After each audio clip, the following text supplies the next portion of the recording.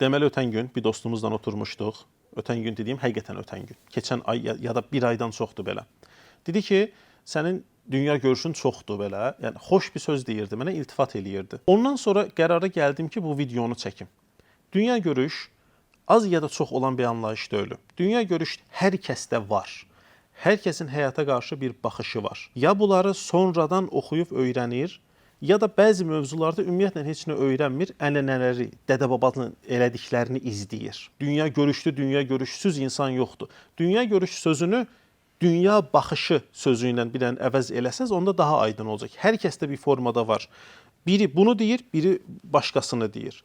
Hansı daha doğruya yaxındır, ya da hansı daha doğrudur, dəqiq, bu adamın biliyi ilə ölçülür. Adamın biliyi artdıqca dünya görüşünü əsaslandıra bilməsi, əsaslı təməllərə söykəməsi daha da güclənir. Ədəbiyyatlarda bunu bölürlər. Dini dünya görüşü. Bir insan çox tanrıya inanar, o birisi bir tanrıya, o birisi bütpərəst olar, o birisi ümumiyyətlə olmaz. Fəlsəfi dünya görüşü, özünü və cəmiyyət haqqında fikirlər, dünyadakı yeri ilə bağlı fikirlər.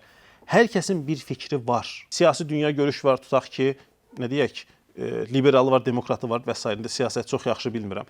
Fəlsəfi dünya görüş məsələsində fəlsəfə haqqında video çəkən dəyərli kanallar var. Onlar hamımızın başa düşəcəyi formada bu məsələyə bir dənə toxunsalar daha yaxşı olar. Yəni belə bu sözü ümumiyyətlə dilimizdə işlənmə formasını bilgili olmaqla dünya görüşlü olmaq bərabərliyindən çıxartmaq lazımdır.